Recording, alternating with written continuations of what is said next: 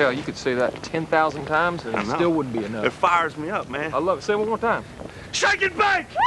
Does that feel good? Yeah, it rhymes. They're both verbs. It's awesome. Welcome to Untitled Sports Talk. I'm Mo. I'm Meares. Championship game recap. Yes, we know who is playing in the Super Bowl. And you're not real happy about it? Actually, you know what? I'm looking forward to the Super Bowl. I am too. It's going to be a very entertaining game, I believe. I hope. Baltimore played Pittsburgh for the right to go to Tampa and play in the Super Bowl. Yep. What did you think of that game? It was a good game. It was good, not good conditions. It was cold, windy, snowing. It was a close game for most of the game. It basically what we said would happen happened. Flacco turned the ball over at the end, and Polamalu scored the touchdown to basically take the end the game. Yeah, put the game out of reach there. If you go back and look at what we said, it's pretty much dead on. I mean, it was an 11-point game, but it was closer than that. But it was 16-14 somehow. Yeah. It in the fourth quarter, and the Ravens had the ball once or twice. I couldn't believe that it was 16-14 because it just looked like Pittsburgh was beating the living snot out of. They were. They just couldn't score. And then, as they're coming back, they killed Willis McGahee. Oh, man, did they lay him out. You killed Willis. They're talking about that could be an illegal hit. No, it's not. There's so no get way. over it. Because if he pops up, you don't even look at it. That was completely illegal hit. You don't get an illegal hit because, one, there's no penalty, and just because he got hurt, it doesn't mean that you get fined and penalized. No, so but Pittsburgh played. I mean, their defense played good. They held them. They did give up 2 rushing touchdowns, but they held when it counted, and they were on to the Super Bowl. Flacco didn't have it.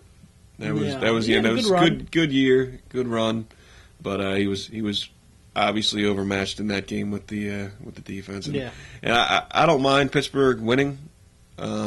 But I'll be goddamn if I gotta watch that fluffy fucking piece of hair ball run the friggin' ball. It's just so demoralizing, especially being from USC, which I can't stand. And then they just want to just praise the guy about it all game, and all he's doing is basically just jumping. Yeah, he jumps high though. Yeah, which is awesome. Which he looks even higher when you got like a mane of hair. It's just annoying as shit. It is annoying, but he's good. Also annoying as shit was the NFC Championship game, the early game. Yeah, I mean, that was just... They came out... We said that if they couldn't get pressure on Kurt Warner, they were going to lose this game. And they didn't get any pressure on Warner in the first half, and Fitzgerald is a man playing among children out there. He is a beast. He's a man playing amongst small... girls. That was fucking insane. There's one guy on the field that you got to stop based on the last 2 weeks, and he gets 100. What do you have in the first half? 100 yards and 3 touchdowns. Over 100 yards and 3 touchdowns. Yeah, in the first half. Yeah, and it was 24-6, and a couple things that went on in this game. Eagles' management of the clock at the end of the first half just sums up their year. Poor. And then Quentin Demps. No. Trying to hit Kurt Warner 15 seconds after the play was done. That wasn't even an issue of a late hit. They called it a late hit. That was a cheap shot. Yeah, it was not. I can't believe it was only a penalty. I thought he'd get ejected, but that was obviously an attempt to try and hurt him. So, I don't know. That was bad at the end of the half, and then, the defense comes out. They set their mind to it. You can see they had pride enough to come back into the game. They take the lead.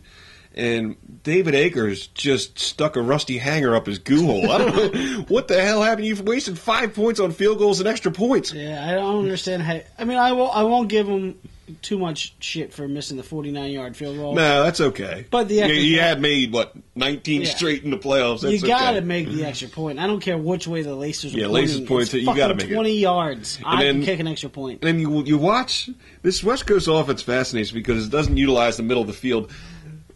St. Louis had to go for 2 to put them up 7, and they just spread the field and just picked the guy in the middle. What the fuck can't the Eagles do that for? It's awesome that you just showed your age.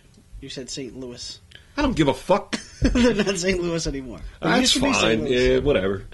St. Louis last time they beat them. What I got out of this game, other than the fact that the Eagles can't win an NFC Championship game, is that Deshaun Jackson is the real deal. He's good. Not only for that touchdown catch, but for what he did on that interception. Taking that angle that the defenseman defensive players don't take. Yeah. To strip that ball, that was a spectacular play by a rookie who didn't play like a rookie. I'm going to tell you, when I become an NFL head coach, first thing I'm doing is I'm going to the fucking defense, and they're going to get just baseball bats swung at the ball. Why can't defensive people take a tackle without fumbling the ball? Hold on to the ball. Yes. Hold on to the ball. And after that turning point, they managed to piss on themselves for the rest of the first half. And yeah, they did not have an offense in the first half, and they really didn't have much of a defense in the first half. No. The second half, they went through one 10-minute spurt, and they managed to score 3 touchdowns. And they got 19 points out of it. Yeah. And I think it changed the complexion of the game because if they had all that, if they had to, what was it? If they held them to a field goal, whatever the last drive was, it would have been a lot easier. They would have been able to move the ball a lot more if they weren't trying to take it all the way down the field. Right. And McNabb, you always see the NFL quarterback come back in prolonged drives and just make clutch first downs and get them to the end zone and have a chance. That was 4 and out. It was 4 and out, and they were basically balls spiked into the ground. They were very bad passes. And I guarantee you that he was thinking in his head, he's going, okay, we're down 7, we have to score a touchdown. If we do, what in the fuck happens? Right. It's going to be tied, and it's the playoffs. It's the question that he posed earlier, and I don't think anybody actually answered it. No, maybe not. Season over, though. Time to take down the posters. We're going to redo the set now that the Eagles runs over. I want to say that I won't put this loss on Donovan's shoulders. No, but that was a pitiful effort of the last drive. But it was awful that they were down 18 points going into the second half.